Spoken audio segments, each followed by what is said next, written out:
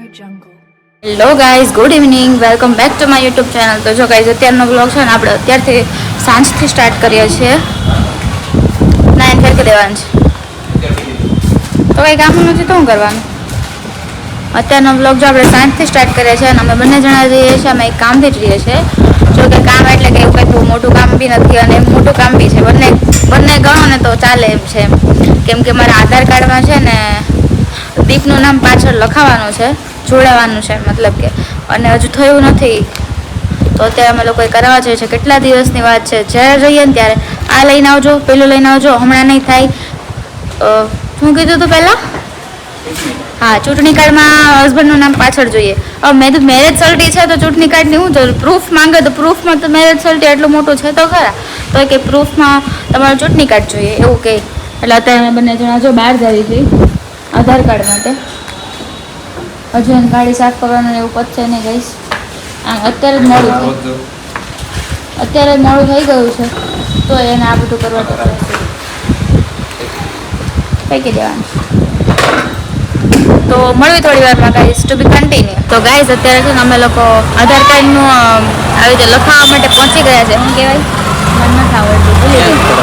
આધાર કાર્ડમાં નામ ચેન્જ કરાવવા માટે અમે પહોંચી ગયા છીએ અને અમારું કામ થાય છે. અમે લોકો જો અહીંયા નીચે આ સાઈડ અહીંયા દુકાને આવી ગયા છીએ અને અમારું કામ ચાલુ છે. અમે 10 મિનિટ બેસવા માટેનું કીધું છે તો અમે લોકો શાંતિથી બેઠા છીએ. અમારું કામ થઈ જાય ને એટલે ફટાફટ ઘરે જવાનું છે, કેમ કે રાત થવા આવી છે અને મોડું થઈ જાય ને પહેલાં ઘરે પહોંચું, કેમ કે ટ્રાફિક થઈ જશે ને તો અમારે અહીંયા ગુસ્સો આવી જશે. તો કે આપણી બાજુ ધ્યાન નથી એનું. મેં કીધું કે આપણે અહીંયા આવ્યા જ છીએ ને, થોડી મોટી ખરીદી કરાવજો. રસ્તે આપણે નથી, હા થોડું કરી નહીં લેવાનું ગાઈસ. તમે લોકો કે છોકરી હોય ને એવું જ કરે, આ બાને લઈને નીકળે ને લેવા માટે આ લઈ જ જાય એવી રીતે. રસ્તામાં થોડું ઘણું નાસ્તો વાસ્તો કરતો જાશું અને મળશું થોડી વારમાં. ગુડ ઇવનિંગ ગાઈસ, કેમ છે બધા? Welcome back to our YouTube family vlog. તો જો સાંજના વાગી ગયા છે 6 અને અત્યારે અમે બંને છે ને તૈયાર થઈને જઈએ છીએ જગન્નાથની યાત્રા જોવા માટે. આજે જ એક એવો દિવસ છે કે જ્યારે ભગવાન આપણને દર્શન આપવા માટે બહાર આવે છે. તો અમે તમને બધાને, તમે લોકો તો ત્યાં, તમે જે શહેરમાં રહેતા હશો એ શહેરમાં તમારે નીકળે છે કે નથી નીકળતી એમ મને નથી ખબર, પણ સૌથી મોટી યાત્રા છે ને જગન્નાથપુરીમાં, પછી બીજો નંબર અમદાવાદમાં, ત્રીજો નંબર સુરતમાં. અને અત્યારે અમે લોકો જગન્નાથની યાત્રા જોવા માટે જઈએ. ગાઈસ જો અત્યારે સુરતમાં નાની નાની રથયાત્રા તો નીકળે જ છે. તો ગાઈસ અત્યારે જો અમે લોકો પહોંચી ગયા છે અને રથ આવવાની હજી થોડી વાર છે અને પબ્લિક તમારી પાછળ બધા જોઈ શકો છો કે ઘણું બધું પબ્લિક છે અને રથ આવવાની થોડીક વાર છે. મારા મમ્મી પપ્પા ને એ લોકો બી આવે, તો લોકો દર વર્ષે જોવા આવે છે. ગયા વર્ષે જીપ નતા લઈને આવ્યા, અમારે કંઈક ઝઘડો થઈ ગયો હતો નાની બાબતે એટલે અમે લોકો નતા આવે. આ વખતે કોને ખબર એનું મૂડ સારું છે તો મને લઈને આવ્યા છે. અને દર વખતે આપણે ભગવાનના મંદિર જઈએ અને આપણે પછી પ્રાર્થના કરીએ, દર વખતે આપણે જવું પડે, પણ આજે જગતનો નાથ આપણને દર્શન આપવા માટે બહાર આવે છે. બધા એમને દર્શન કરવા માટે ટોટલ પબ્લિક છે, એટલી બાકી નહીં હોય. જેટલું સુરતમાં પબ્લિક હશે ને બધું આવી જવાનું છે. હું તમને બતાવીશ રથ આવે ને ત્યારે, તમે બ્લોગના એન્ડ સુધી બન્યા રહેજો. જો કઈ અત્યારે છે ને રથ આવી ગયો છે પણ મને દેખાતો નથી, મારી હાઈટ નાની છે ને એના કારણે. અને પોલીસની ફૂલ બંદોબસ્ત છે આ લોકોનો. અને ટોટલ જે રીતે આ લોકો જે મંદિર સાથે જોડાયેલા હોય અંદરથી, એ લોકો ભગવાનની સાથે સાથે જ તે રથની સાથે સાથે ચાલતા આવે, પણ આ લોકો થાકી ગયા હોય ને એટલે વહેલા ચાલીને આવે છે. અને રથ પાછળ છે, આવે એટલે બતાવું, કેમ કે અત્યારે તો ટ્રાફિક થવા માંડી જાય. રથ અહીંયા અમે લોકો ઊભા છે ત્યાં સુધી પહોંચે ને ત્યાં સુધીમાં તો ફૂલ ટ્રાફિક થઈ જાય. તો ગાઈસ જો બધા આવી રીતે નાના નાના જગન્નાથ હોય ને, એટલે કે સુભદ્રા, બલરામ અને જગન્નાથ, એ ત્રણેયને આવી રીતે માથા ઉપર લઈને બધું ચાલતા હોય. એ લોકો પાસે શક્તિ કેટલી હોય ગાઈસ, જ્યાંથી રથ નીકળે છે ને ત્યાંથી એ લોકો ચાલતા આવે છે. એટલે જગન્નાથે જ એ લોકોને શક્તિ આપી છે ચાલવાની, અને એ લોકો થાકતા બી નથી ને કઈ વસ્તુ નહીં. એ લોકો શાંતિથી ચાલતા અને બિંદાસથી ચાલતા આવે છે. રથ હજુ થોડોક પાછળ છે, આવી જ ગયો પણ થોડોક પાછળ છે. અત્યારે તો બધા એને એક્ટિવિટી ને બધું ચાલતું હોય ને આગળ એ બધું આવશે. તમને જેટલું આવશે ને એટલું તમને બતાવતી રહીશ.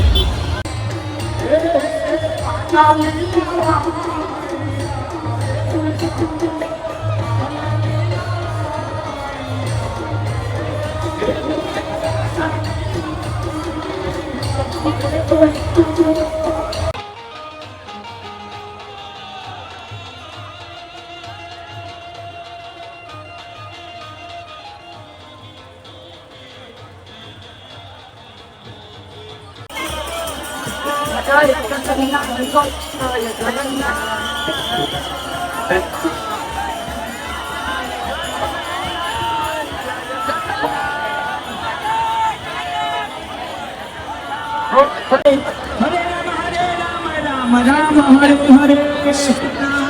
મેં પ્રસાદી લઈ લીધી છે અત્યારે અને રથ જતો રહ્યો છે. તમને મેં બ્લોગમાં ક્લિપ એડ કરી છે, તમે લોકો એમાં દર્શન કરી લેજો. અને હવે મળીએ થોડી વારમાં, કેમ કે અત્યારે ફૂલ ટ્રાફિક છે. જગ્યા થાય ને પછી અમે લોકો નીકળીએ. તો બધા ભગવાનના જગન્નાથના દર્શન કરી લેજો. અને આ રથ છે ને એ પર્વત પાટી એટલે જહાંગીરપુરા વાળો છે.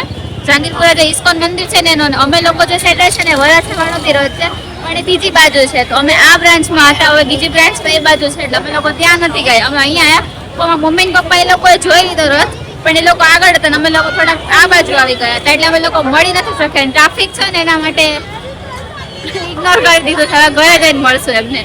તો ગાઈસ અત્યારે જો રથયાત્રામાંથી આવીને મસ્ત ફ્રેશ થયા અને અત્યારે જો અમે લોકો બહાર આવ્યા છીએ ઢોસા ખાવા માટે સ્પેશિયલ.